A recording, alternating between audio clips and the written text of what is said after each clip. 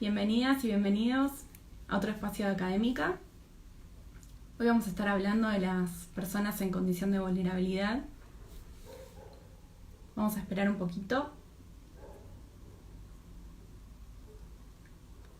a que Instagram empiece a invitar a nuestros seguidores.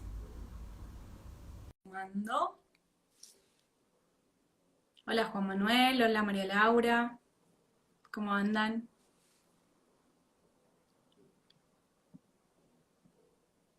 Vamos a esperar a nuestra invitada el día de hoy.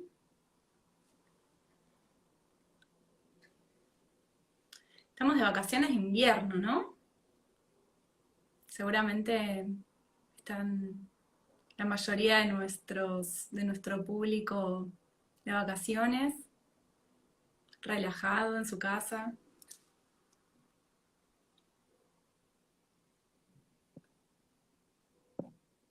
A ver. Hola. Hola, buenas noches. Buenas noches. ¿Cómo estás, María ¿Cómo- Belén? Muy bien, ¿vos, Carolina? Bien, todo bien. Acá Bien. nosotros acá en Buenos Aires estamos de feria judicial. Seguramente estaba diciendo recién que seguramente nuestro público también está en la casa, ya relajado, Por relajados, relajadas. suerte. ¿Eh?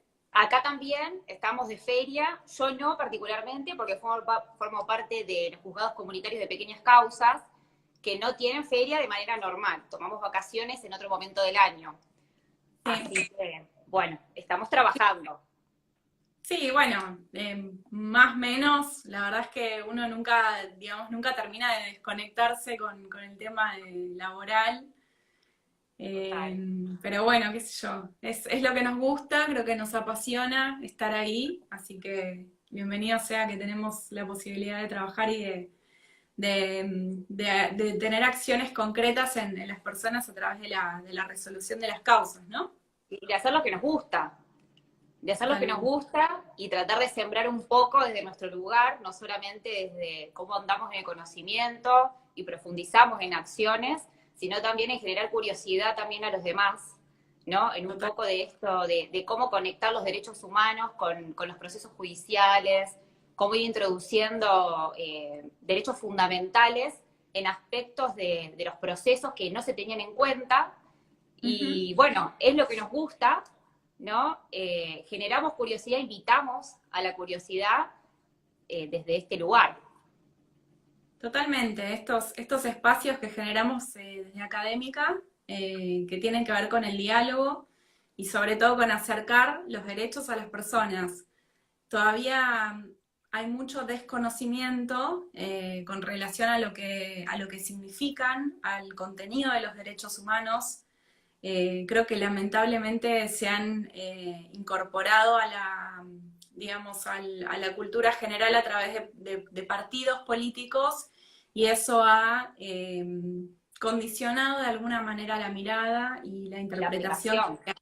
Ujú. Totalmente. Sí, Entonces, bueno, tener este espacio para separarlos de toda la cuestión política partidaria, porque, a ver, tiene que ver con política, por supuesto, pero no partidaria en este caso, sino más que nada desde una mirada académica, desde una mirada de investigadores, de gente que se dedica a esto, que trabaja con esto, que está activamente buscando la mejor manera de que las personas realmente puedan tener sus derechos, hacerlos respetar y sobre todo, bueno, garantizar unos pisos mínimos, bueno, siempre venimos hablando de los pisos mínimos, este, pero bueno, haciendo como una intro así muy, muy grande, muy general, sí, muy general, pero sí, que nunca está pero de muy más, buena. No, es excelente, excelente que porque nunca... invita a entender el ángulo, ¿no? Desde el cual uno lo aborda, que no es un dato menor, ¿no? Descomprimimos un poco quizás esa carga con la que vienen los derechos humanos, cuando en realidad es una cuestión académica, por supuesto, porque sin gente que investigue y profundice en los conceptos y coordine un poco con esto del derecho interno, no se Ujú. podría hacer realidad, ¿no? Totalmente, totalmente. Tenemos, bueno, vos sos una experta también. Tenemos tratados internacionales, tenemos declaraciones internacionales de protección de los derechos humanos, Pero bueno, nosotros hacemos mucho hincapié en cómo eso, desde el derecho internacional, se baja a lo que es el derecho interno de los estados. Exactamente. Que es como, digamos, lo sustancial de los derechos humanos de poder aplicarlos, ¿no? Sí, y lo que la gente, digamos, quiere saber en realidad, ¿no? Porque dice, tengo este tratado, tengo este pacto, tengo este instrumento internacional, la Corte Interamericana dijo tal cosa en tal caso, ¿cómo lo bajo? ¿Cómo Claro, hago esto para conectar? acá, claro, viste que decimos, bueno, ¿cómo? Y eso yo lo puedo hacer valer en un juicio, en un tribunal, en un procedimiento, en un proceso. Bueno, teníamos una deuda pendiente en académica y era hablar de las personas en condición de vulnerabilidad, así que te agradezco que te hayas sumado a este espacio, tu buena predisposición. Sé que te hicieron un montón de preguntas, así que Un obviamente montón. es que sí, Vamos a porque tratar de contestarla. es que sí, Vamos a es ir. que sí. Sí, porque se habla Es muy mucho de la interesante. vulnerabilidad de las personas en condición de vulnerabilidad y se sabe realmente bastante poco, ¿no? Es como que, ¿qué es vulnerable? ¿Qué es la vulnerabilidad? ¿Estoy en condición de vulnerabilidad? ¿Cómo hago valer esta vulnerabilidad en la que estoy? ¿Tiene que ver con la edad? ¿Tiene que ver con la situación social? Bueno, de eso nos vas a estar hablando vos, así que te habilito que nos empieces a contar, bueno, de qué se trata. Bueno, primero, gracias por la invitación. Imposible no sumarme a un espacio donde, como vos decís, es una cuestión más académica, queremos abordarlo desde otra óptica, desde el lado más de la investigación o de darle herramientas a los abogados litigantes y también a personas del Poder Judicial para formarse y aplicarlos realmente. Entonces creo que es un espacio donde invita a todos, sin importar cuestiones partidarias, a debatir en derechos humanos a los fines de poder crecer entre todos en ese debate y poder lograr una aplicación real. Y lograr que los tribunales nos escuchen también, ¿no? Porque yo siendo miembro del Poder Judicial, reconozco que hay mucha reticencia en los tribunales a aplicar las 100 reglas de Brasilia, como muchos tratados internacionales. Por ahí lo más común en los tribunales de familia es hablar de la Convención de los Derechos del Niño, el derecho a ser oído, el interés superior, y sin embargo se desconoce que las 100 reglas de Brasilia, por ejemplo, también protegen a los niños, niñas y adolescentes, entre otras categorías de vulnerabilidad. Entonces, bueno, vamos a debatir hoy un poco de todo esto, vamos a dar un poco de conceptos, vamos a tratar de contestar todas las preguntas que nos fueron haciendo a los Sí. fines de que les sirva a todos los que nos están escuchando y lo puedan utilizar. Sí, Siempre un punto en común de todos estos espacios es la necesidad de formación de profesionales del derecho y sobre todo interdisciplinarios.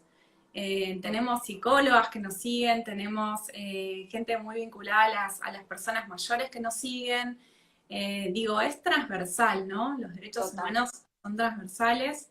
Y uno de los puntos, como te decía, en común, siempre que se dan las charlas, es como que siempre terminamos diciendo fundamental la capacitación, fundamental la formación, la lectura. Bueno, el derecho, vos sabés, es algo que todo el tiempo se está renovando. Se dinamiza. Todo el tiempo hay que estar leyendo, hay que estar con lo último de lo último, y bueno, y sobre todo a nivel internacional que Sí, tenemos una bajada, digamos, directa, ¿no? ineludible. Y que hay que aceptar que esto está pasando, ¿no? Porque uno se quiere quizás abrazar a la idea de la seguridad jurídica y trata de congelar al derecho cuando en realidad hay conflictos sociales constantes donde necesitamos aplicar las sentencias de la Corte Interamericana de manera dinámica, donde uno dice, bueno, la Corte dijo esto, ¿qué hago? ¿Cómo hago? ¿Qué tiene que ver con la prueba? ¿Tiene que ver con el proceso penal? ¿Tiene que ver con las mujeres? Bueno, todo ese tipo de cosas donde hay muchos cuestionamientos, donde hay, como vos dijiste al principio, desconocimiento, desinformación sobre a quién amparan estas reglas, existe, es un tratado. Muchos dicen, bueno, pero no está en la Constitución Nacional. No, bueno, en el 94 se incorporaron ciertos tratados internacionales, con el tiempo se incorporaron otros, pero las 100 reglas de Brasilia no es un tratado de derechos humanos. Bueno, Es dale, un... Sí, metámonos de lleno. dale, ¿Qué son las 100 reglas de Brasilia? Vamos a bien. empezar por Pregunta la 1. parte. Bien, las Sí. 100 reglas de Brasilia, un instrumento internacional que no tiene carácter de tratado internacional, pero que es totalmente vinculante y operativo. ¿Por qué? Porque nace en una cumbre judicial iberoamericana, primero, son los jueces los que se juntaron y dijeron, bueno, está pasando todo esto. ¿Cómo hacemos con estas personas que quieren acceder al proceso y claramente no están pudiendo acceder en condiciones de igualdad? Entonces, emiten estas reglas que no son pautas que quizás podemos seguir o no, no, son vinculantes. ¿Por qué? Porque se dirigen directamente a generar contenidos de derechos humanos, pero aplicables a los procesos judiciales. Bien, entonces, como sabemos, los derechos humanos son preexistentes a los estados.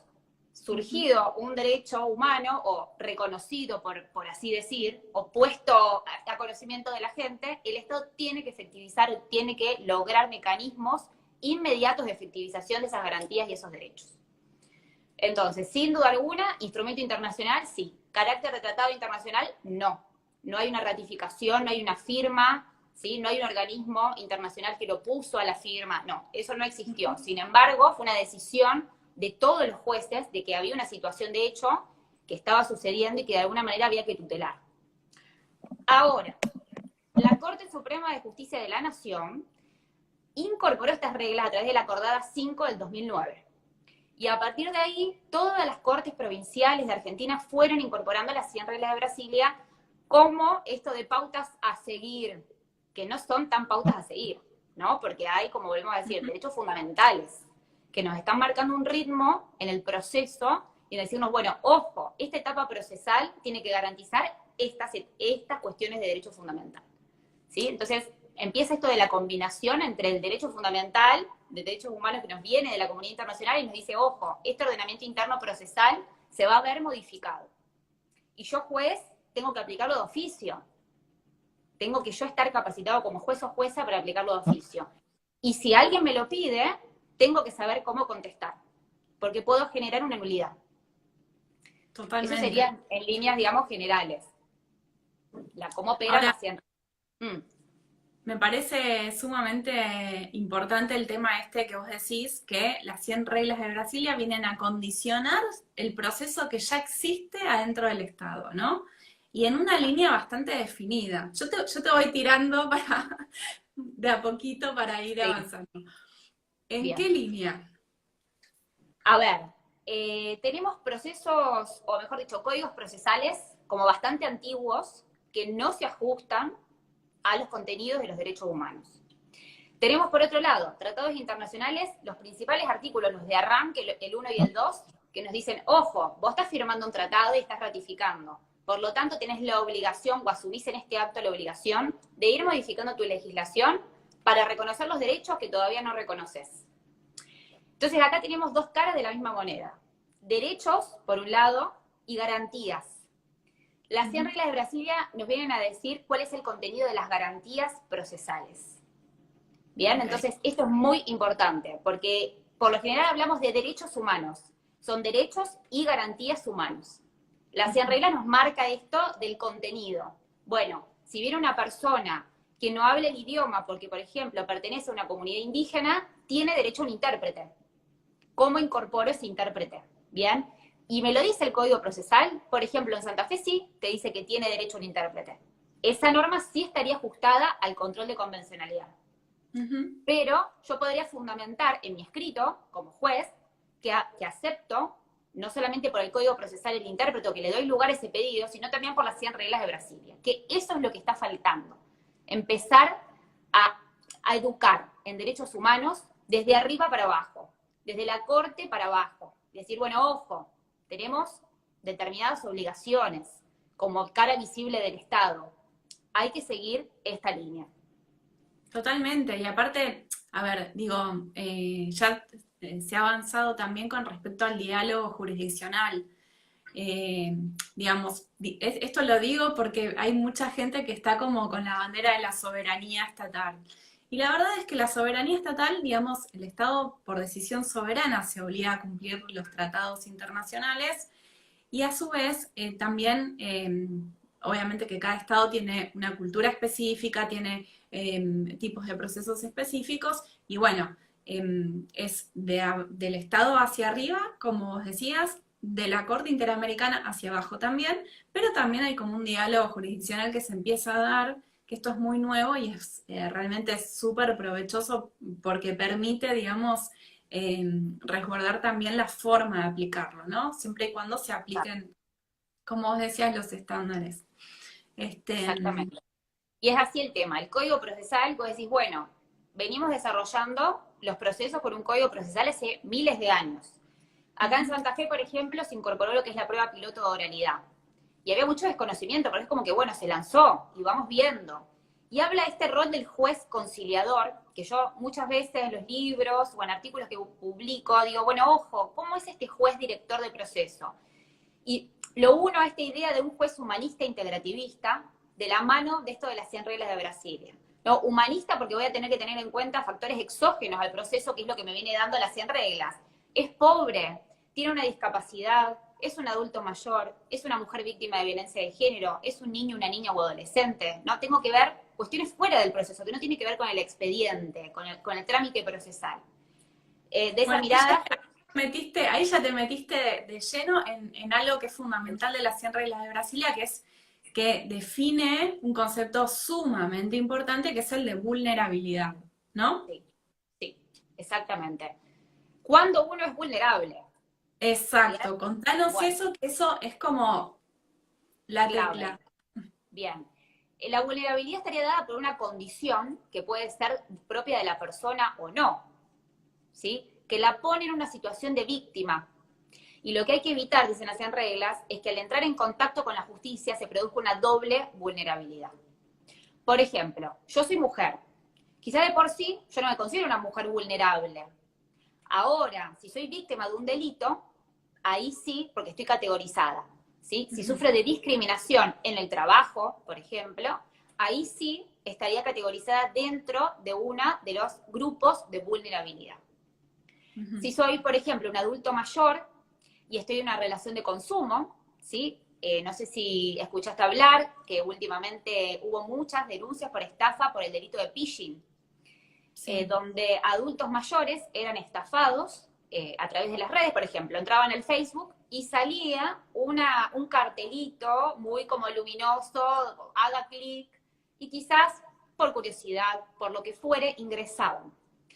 Y a partir de ahí empezaba todo este tema donde le robaban los datos de la cuenta, se los vaciaban a las cuentas y además tomaban créditos a su nombre. ¿Qué pasa? Una denuncia tras otra, hasta que un tribunal finalmente dice, bueno, paremos. ¿Qué está pasando desde el lado de la justicia? No puede ser que el banco siga cobrando y que la persona en definitiva quede como, bueno, no te queda otra que pagar. ¿Qué es lo que podemos hacer en relación a esto? Y empezaron a analizar las categorías de hipervulnerabilidad, o como le digo yo en el libro, con causas de vulnerabilidad. Adulto mayor, ¿sí? Que ya de por sí está contemplado como un grupo en condición de vulnerabilidad, según las 100 reglas de Brasilia, con una convención específica que se le debe aplicar, ¿sí? Tenemos entonces un instrumento internacional, un tratado internacional aplicable, y dice, bueno, ojo, porque las 100 reglas también reconocen al consumidor y el usuario como una persona en condición de vulnerabilidad. ¿Por qué? Porque está frente a las grandes empresas, ¿sí? Esto de la relación en desequilibrio desde el comienzo, también ponen al consumidor en una condición de vulnerabilidad. Y acá tenemos una concausa, tenemos, o una hipervulnerabilidad, dicen los tribunales, al adulto mayor, ¿sí? Y como ese adulto mayor operando o en un aspecto de su vida como consumidor o usuario. Bueno, finalmente le dan la razón a esta persona adulta mayor y en el fallo, incluso en este fallo que les cuento, habla de esto del hipervulnerable y no nombran las 100 reglas de Brasilia. Y vos decís, ¿cómo? O sea, estás hablando del hipervulnerable, tenés un instrumento internacional que lo podés bajar y decir, bueno, por la regla número 5 de la edad, por la 6, es la aplicación inmediata de este artículo que lo puede defender y no lo dicen.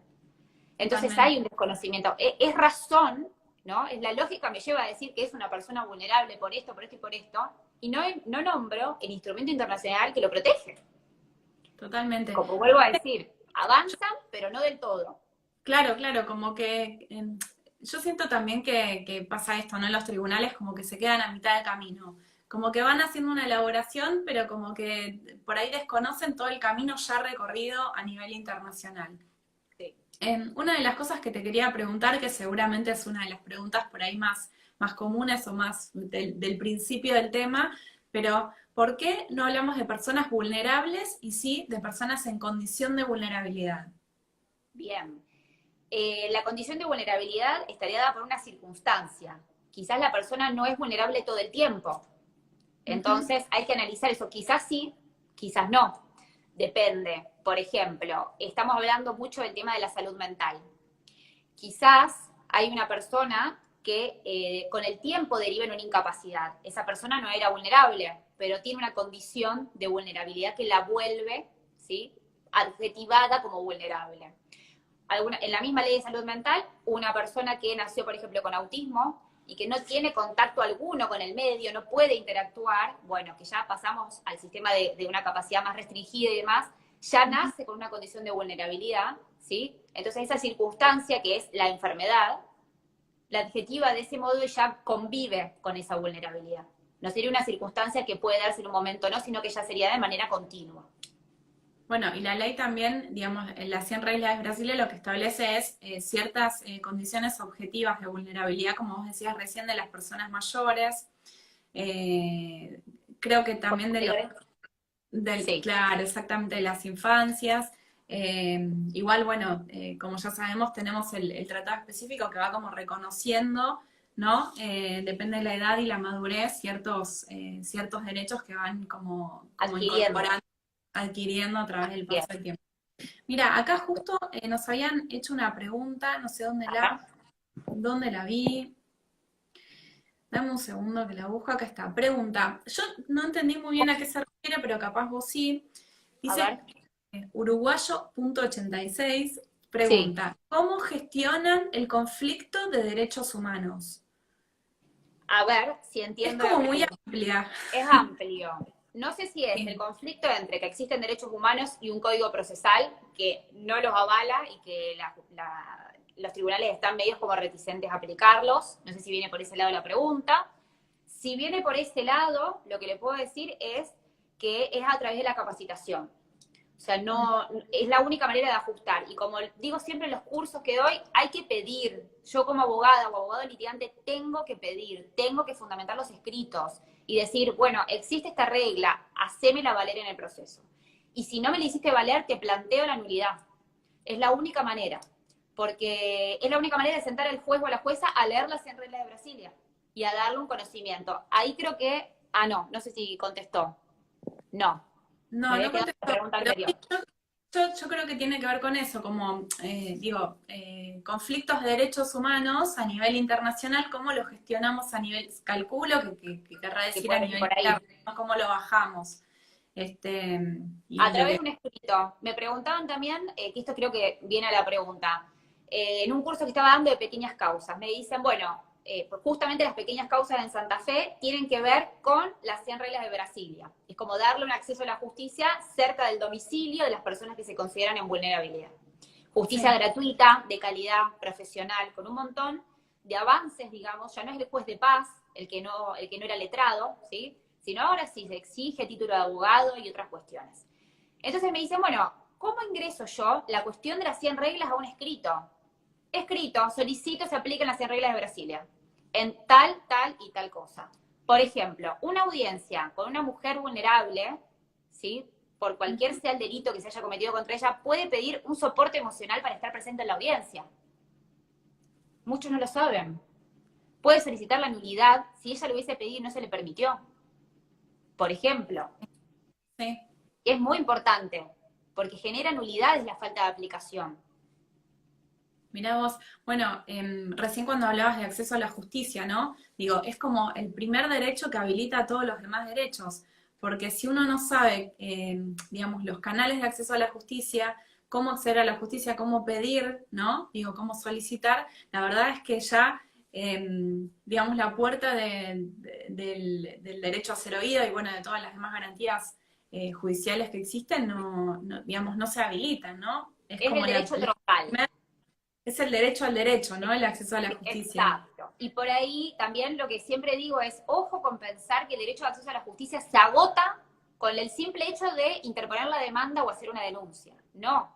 el derecho de acceso a la justicia tiene millones de aristas que la Corte Interamericana va desarrollando en las sentencias y que se van desarrollando a lo largo de todo el proceso judicial. De hecho, para mi tesis de doctorado, me dediqué a investigar lo que es el derecho de acceso a la justicia de obtener un fallo razonablemente fundado.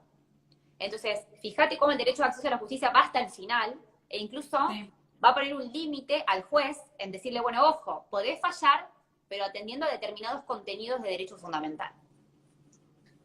Bueno, ¿Hay otra pregunta? Ay, no. Pensé que había hecho otra preguntita. Estoy igual mirando qué vas comentando. te hicieron un montón de preguntas a vos, ¿no? Te mandaron por el box de preguntas. Sí, un montón. Un montón, creo que Sí, fue la vez que más preguntaron. sí, Se nota sí. que hay mucho Hay interés, interés. hay mucho interés, Sí, hay totalmente. interés. Hay interés. Bueno, una de las cuestiones, por ejemplo, que habla mucho del tema de la ley Micaela. ¿Qué pasa con esto de la capacitación de la ley Micaela? Bueno, yo presencié dentro del Poder Judicial la capacitación de la ley Micaela con un contenido tan pobre que casi ni se hablaban de los derechos humanos. Prácticamente se hablaba de la Ley Nacional de Protección Integral de la Mujer y no se hablaban de las convenciones de la Convención de Belém do Pará, no se hablaba de formar a los jueces y a las juezas en perspectiva de género, que es tan importante. Es decir, bueno, ¿cómo vas a fallar? Tenés que tener en cuenta este principio, aquella perspectiva, valoración de la prueba, el testimonio de la víctima, cómo se valora, por ejemplo, cuestiones fundamentales. Entonces, si nosotros vamos a decir que capacitamos al Poder Judicial o a los empleados del Estado, porque en realidad la ley Micaela es para los empleados del Estado, no es que discrimina al Poder Judicial, no, es para todos los empleados del Estado. Si vamos a decir que hacemos una capacitación, bueno, que tenga contenido, y que ese contenido esté ajustado a cada cara visible del Estado. ¿Sí? No es la misma capacitación que voy a recibir yo del Poder Judicial que la que va a recibir, por ejemplo, un empleado, no sé, de la FIP, por decir. Sí. ¿No? Son distintas cuestiones. Entonces, ajustar la capacitación a cada cara visible del Estado que la va a tener. Y darle contenido. Mientras vos decías esto, bueno, obviamente viste, te van ¿No? viniendo, te va viniendo información de todos lados. Y una de las cosas que tiene esto del control de convencionalidad, que nosotros siempre lo decimos, pero bueno, siempre aprovechamos para seguir diciéndolo, es justamente esto, que control de convencionalidad tenemos que hacer todos los que de alguna manera estamos llamados, ¿no? a realizar el sentido de justicia desde el lugar del Estado al que pertenezcamos, tanto sea Poder Judicial, Ministerio Público, oficina administrativa del Estado, lo que sea, o sea, hasta, no sé, todo, Los tres todo, poderes. Los tres poderes. totalmente. Es como que, Y no pensar, yo no estoy en el Poder Judicial, yo no tengo que saber yo lo lo que es el tengo que control. hacer. No. Cuando voy a dictar una norma, como política legislativa, yo tengo que ver que mi norma no se contraríe con normas del derecho internacional. Básico. Yo soy un asesor en el Congreso y tengo que saber que lo que yo proponga no puede contradecir normativa internacional. Y cuando hablo de normativa, de sentencias de la Corte Interamericana, de opiniones consultivas, de observaciones, de informes, ¿sí? Muy amplio. Hablo de la amplitud. Muchos piensan, no, bueno, pero yo ya hice el control de constitucionalidad. Ya está, porque los tratados están en el 75, inciso 22. Entonces ya está, yo ya lo hice, porque nombré el tratado. No. Hay muchas más herramientas, hay mucho más de contenido que uno tiene que respetar cuando va a hacer una función en nombre del Estado. Y hay que tomar responsabilidad por eso, porque justamente esa inacción o ese omitir, mejor dicho, esa omisión genera responsabilidad internacional del Estado. Es así. Y hay que evitarlo. Totalmente, toda la actuación de las personas dependientes del Estado generan responsabilidad del Estado si no cumplen, digamos, si dictan normas o actos administrativos incluso que no respetan los principios y el contenido que los derechos humanos tienen a nivel internacional. Así que esto Total. es, y sobre todo, o sea, mucho más, como decíamos recién, en lo que es el acceso a la justicia, porque si no garantizás como mínimo el acceso, después ya hay como como un dominó de incumplimientos, ¿no? De Exacto. violación. Derechos humanos. Exacto. Y si vos no incorporás, hace un tiempo en Santa Fe se quiso reformar la Constitución. Tuve la posibilidad de proponer una reforma que se hizo visible en el portal de Santa Fe. Mi reforma consistía en incorporar el derecho de acceso a la justicia dentro de un artículo de la Constitución. No lo querés incorporar en la Constitución, tenés que incorporarlo en el Código Procesal. O sea, algo tenés que hacer para darle visibilidad. Desde el Estado, yo tengo que hacer algo, eso es política legislativa. En algún lugar lo tengo que incorporar si yo quiero que lo efectivice el Poder Judicial o el Poder Ejecutivo, dictando, por ejemplo, un decreto o una ordenanza en una comuna o municipio. Digamos, si yo no obligo desde la ley, queda como muy cómodo por ahí seguir justificando en esto de la Constitución y no sigo estudiando y no sigo viendo que hubo avances y que es obligación incorporarlo.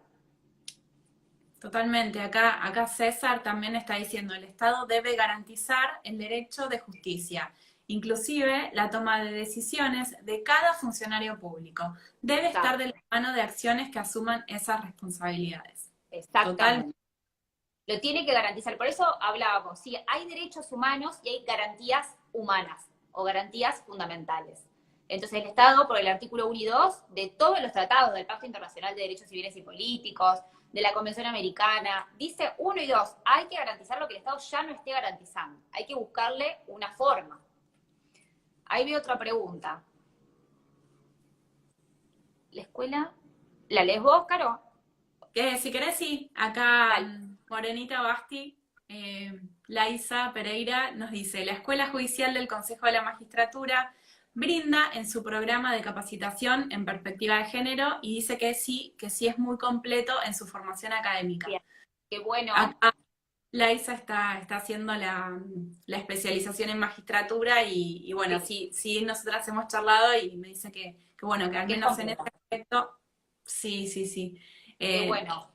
Está bueno hacer notar también que más allá de que en algunos sectores hay deficiencias en la formación, algunos otros, digamos, respetan y la verdad que son bastante consecuentes con esto de, como decías vos, de la ley Micaela y bueno, hoy es algo que no se puede eludir. El tema de la perspectiva de género es como obligatorio, ya no podés no hacerlo, digamos. No podés no saberlo, no podés no saber que existe y cómo aplicarlo. Porque también esto de conozco que existe, cito un fallo de la Corte Interamericana que quizás no tiene nada que ver con lo que yo estoy fundamentando y no es correcto ese abordaje de los derechos humanos. Entonces tenemos que pensar, bueno, la juez o jueza, ¿no? O como nos estemos forzando, quizás me estoy forjando como futuro fiscal, ¿sí? Y quiero armar un escrito, o como abogado o abogada litigante, y tengo que saber que lo que yo estoy fundamentando y presentando tiene que ser coherente y consistente con el caso de la Corte Interamericana que estoy citando. Y ojo acá, porque se cree erróneamente que los casos en que, por ejemplo, Argentina no formó parte, que fueron denunciados ante la Corte y que no formaron parte, no es jurisprudencia vinculante para el Estado, y no es así. Al ratificar la competencia de la Corte Interamericana, el Estado Argentina reconoció por completo, sin hacer ninguna salvedad, esta competencia. Entonces también ahí está el cuidado de la cuestión. Yo puedo aplicar un precedente contra México, contra Perú, contra cualquier otro Estado, ¿sí? Que tenga el contenido del escrito que yo quiero o necesito fundamentar. Totalmente, cuando Argentina o bueno, el país que sea, que acepta la competencia de la Corte Interamericana, acepta que la Corte sea la intérprete final, intérprete definitiva de no solo la Convención Americana, sino bueno, de los tratados internacionales que tienen incumbencia en los distintos países. Y esto es lo que vos decías. O sea, no solamente si Argentina fue parte o el Estado fue parte de esa contienda, sino que la función de la Corte Interamericana, tanto la consultiva como la contenciosa, lo que hacen es generar un efecto erga omnes, ¿sí? Que es aplicable a todas las personas independientemente del Estado, siempre y cuando no, obviamente hayan, como dijiste vos, aceptado la competencia de la Corte. Exacto. Después otra cuestión también, que surgió en una de las preguntas, es esto de, bueno, usted dice que se puede aplicar o se puede solicitar la nulidad. Si yo voy en contra de alguna de las 100 reglas, por ejemplo, voy y o el juez está aplicando de una manera incorrecta y usted pide la nulidad. ¿En qué lo fundamenta? ¿O por qué la violación al derecho de acceso a la justicia en cualquiera de sus aristas, que acá tendríamos las 100 reglas, que son 100 aristas, por así decir, de esta vulnerabilidad o de esta vulneración a la tutela judicial efectiva. ¿Por qué fundamenta que procede la nulidad? Y acá tenemos que hacer un parate, porque tenemos acceso a la justicia como un derecho consagrado sobre todo, que es lo que la Corte Interamericana constantemente en su jurisprudencia emite, que es análisis del artículo 8 y 25 del Pacto de San José de Costa Rica.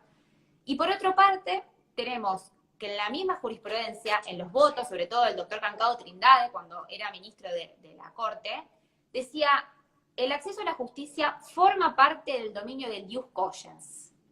Y el ius cogens, como normativa o imperativo internacional preexistente a los estados y demás, establece por el Tratado de Viena, sí, que ya sería como anterior a todo el resto de los tratados, que todo pacto o acto que se le oponga, entonces acá sí incluimos sentencias, a cualquier acto del Estado, será declarado nulo desde el inicio.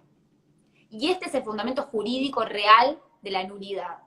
Como ese acto se opone a una arista del derecho de acceso a la justicia, yo puedo pedir la nulidad porque se opone al ius cogens, que está ya reconocido en el Tratado de Viena, y que la Corte Suprema de Justicia de la Nación Argentina ha utilizado, ¿sí?, el fundamento del ius cogens, por ejemplo, en el caso de Arancibia Clavel, donde dijo, bueno, ya desde antes este tipo de delitos en la comunidad jurídica internacional ya era reconocido como un delito, aunque Argentina no lo tenía incorporado en su, o mejor dicho, no delito, sino un quiebre en el tiempo, esto de la aplicación retroactiva de la ley, que la Corte Suprema de Justicia dice, no, acá no hay una aplicación retroactiva, acá esto ya formaba parte del ius cogens, del dominio del ius cogens, había un reconocimiento internacional por parte de la mayoría de los estados.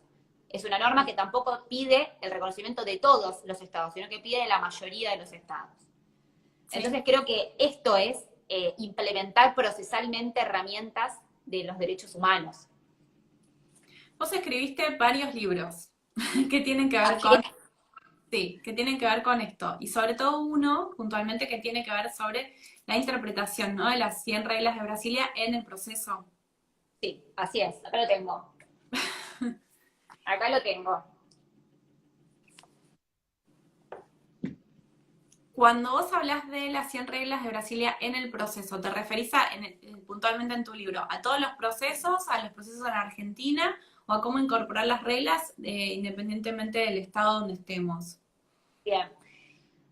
Hice una bajada de las 100 reglas a lo que es Santa Fe, en este caso porque quise dar herramientas procesales específicas, si bien cité a todas las convenciones, a las observaciones, a los informes de la comisión, a los comités de los derechos del niño, fui citando toda esa normativa internacional, coordiné con artículos específicos del Código Procesal, que bien podrían utilizarse, buscar ese artículo parecido en los códigos procesales de otras localidades, de otras provincias. Podría aplicarse. Lo hice en este caso porque en Santa Fe no existe.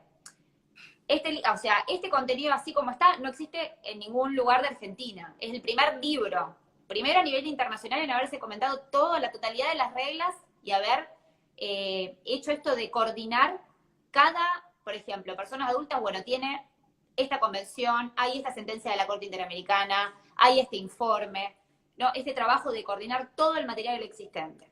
Y después tampoco hay en Argentina nada que vaya regulando con el derecho interno, es decir, bueno, está esta regla, tengo que hacer esto en el proceso.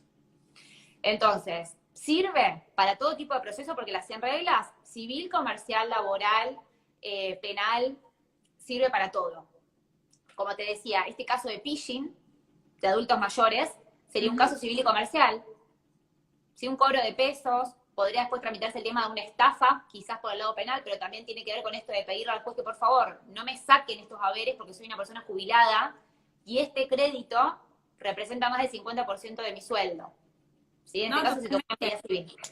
Esto es una de las cosas que también hay como una necesidad de sistematizar todo lo que es la normativa internacional, porque, como decíamos antes, lo que tiene que ver con derechos humanos es transversal.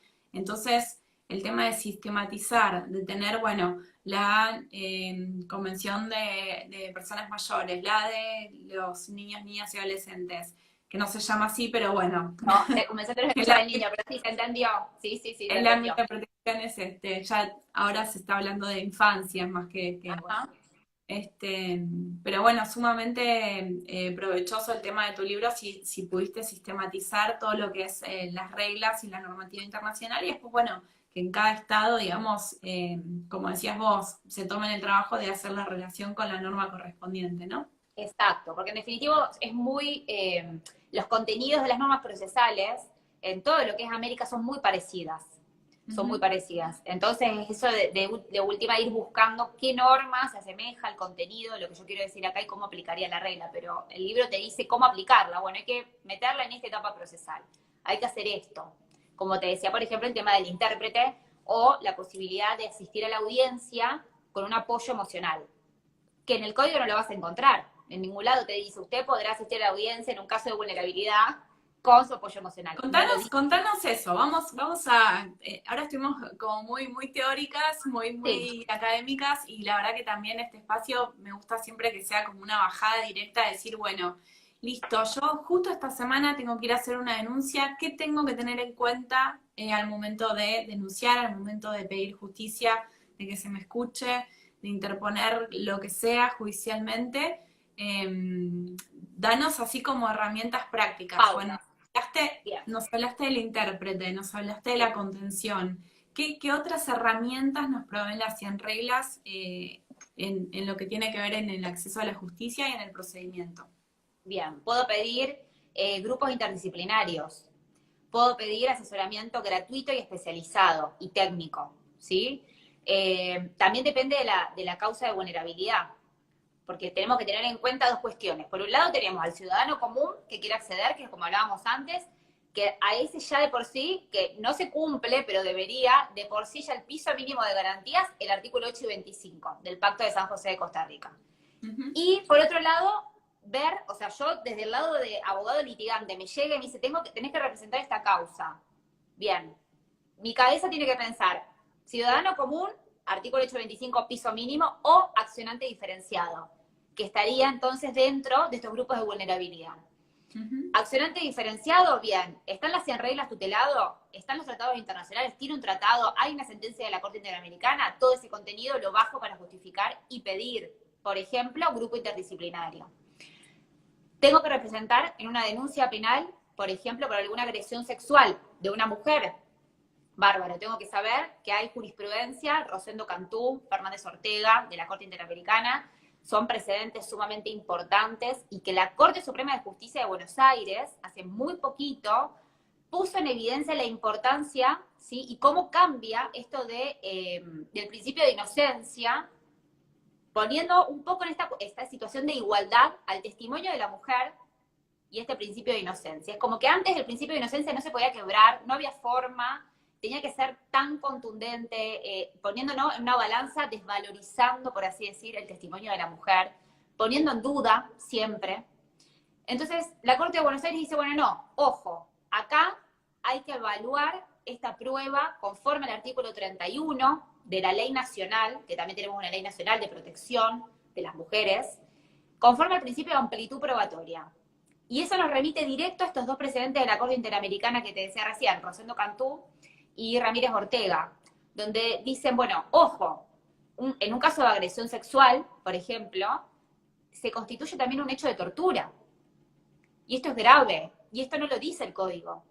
Ujú. Y puedo ir por ese lado. Entonces, puedo ir por ese lado también en relación a cómo voy a valorar la prueba. Entonces, si es amplitud probatoria, si hay una gravedad del hecho, también puedo pedir otro tipo de medidas, ¿sí? Por la gravedad. Todo depende, ¿sí? No tengo la herramienta del código, pero lo tengo ahí. Sabemos que Latinoamérica está viviendo un tiempo muy difícil para las mujeres en lo que es la agresión sexual y sobre todo la agresión física, la violencia sus Modalidades. aspectos, sí, totalmente. Así que me parece fundamental lo que estás diciendo, sobre todo para las mujeres que eh, cuesta mucho acercarse a una etapa judicial, judicializarlo, el tema de la vulneración que se vive, de la revictimización que se vive en el proceso. Ese es el punto. ¿Cómo evitar que el Poder Judicial, yo como abogado o abogada litigante, no me revictimiza a mi víctima, que ya de por sí está en una situación humillante, degradante, donde está quebrada emocionalmente, donde quiero pedir un equipo interdisciplinario y no hay, donde necesito que la persona que me va a recibir la denuncia lo aborde desde una óptica humana, desde una óptica capacitada, que es lo que me dicen las 100 reglas de Brasilia, y no lo hay. Entonces, hay desinformación, falta de capacitación, se quiere implementar las reglas, por así decir, o decimos que firmamos las reglas y las incorporamos y bárbaro, y falta muchísimo. No es que digo que no se haga, porque se le da visibilidad, ¿sí? De manera preventiva, vemos las campañas en la televisión, vemos la buena voluntad de la ley Micaela que quieren implementar, se ve desde ese lugar, pero vamos a la realidad. Yo voy al tribunal y me encuentro con un grupo capacitado para recibir este tipo de denuncia, no. Voy al MPF, al Ministerio Público Fiscal o al Ministerio Público de la Acusación, según la provincia, me encuentro con un grupo capacitado porque recibió capacitación en las 100 reglas, en la Convención de Belém do Pará, en la Convención Internacional, no. Entonces, Digo, sí. a veces esta capacitación, si bien existe, es como muy etérea, digamos, como muy lejana de la realidad, como que falta esa bajada de decir, bueno, ¿cómo aplicamos las 100 reglas de Brasilia? ¿Qué tenemos que tener en cuenta cuando se presenta alguien a denunciar, ¿no? Digo, me parece... ¿Cómo le pregunto? ¿Cómo llego al hecho sin revictimizarla y que me puedan narrar lo sucedido? ¿Cómo no vamos a necesitar un grupo interdisciplinario, un psicólogo, una psicóloga, mientras está pasando esa situación? Imagínate una persona que vive una agresión sexual, que aparte tiene que ir a contarlo a la policía o, como te vuelvo a decir, a la fiscalía. ¿Cómo haces para que esa persona no se revictimice? Es prácticamente imposible si no está en las manos adecuadas, que claramente una visión de un abogado, de un empleado, no se lo puede dar, porque no somos psicólogos. Totalmente. Entonces, por eso es tan importante esto de contar con un grupo disciplinario, interdisciplinario, conforme a la vulnerabilidad. Porque puede ser también una persona con una discapacidad. ¿Cómo hacemos? Si del otro lado no tenemos a alguien que esté capacitado, especializado en el tema. No, y aparte ahora uno de los temas también que están más en boga, que es el tema de las personas mayores, sobre todo por, bueno, la gerontoglobalización, digamos, el crecimiento de la población a nivel de edades, o sea, nos está encontrando con una situación que no, digamos, que a nivel justicia no hay como una respuesta adecuada, ¿no? Todavía recién ahora se está empezando a capacitar, recién ahora sabemos lo que es un viejismo, lo que es el edadismo, digo, Los derechos, el totalmente. trato, la información, porque se le vea la información, no te explico porque no vas a entender, ¿no? Esto de darle un palo a la dignidad, por así decir, no permitir que el otro aprenda o no explicarle siquiera cuando es un derecho, cuando tiene derecho a decidir. La brecha digital con las personas mayores, el cambio generacional, como decís vos, viste la falta de capacitación y de formación en el trato, sobre todo, ¿no? Sí. En el trato humano, Sí. más allá de que uno del tema puntual. Sí, es el tema del trato. Totalmente. Bueno, estamos casi, te diría, en el final, si había quedado alguna preguntita más que quieras contestar de las que te habían hecho. Sí, a ver, la última. Dale. Última. A ver, si no puedo llegar a contar. Sí. Es una hora, o es un montón de tiempo. Y después, tema. Se nos fue. Dale, decinos. Bueno, rápido. A ver si puedo llegar a contestarla más o menos. Me pregunta, una mujer que tuvo un ACV, trabajaba para una repartición pública del Estado en la ciudad de Buenos Aires.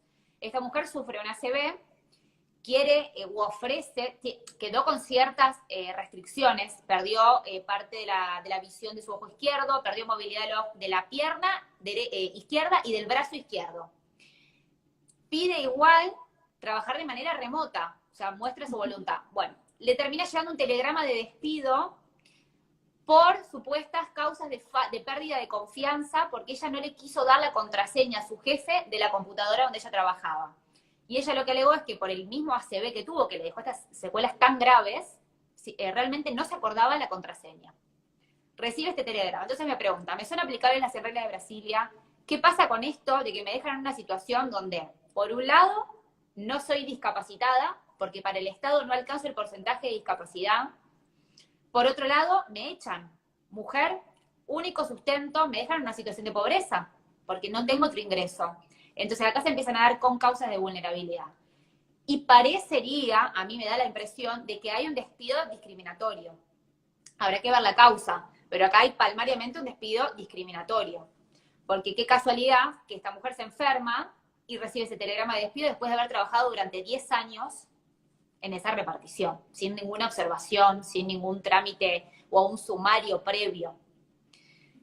Entonces, ¿me son aplicables las reglas de Brasilia? Sí. ¿Hay con causas de vulnerabilidad? Sí. Porque en definitiva, ¿cómo?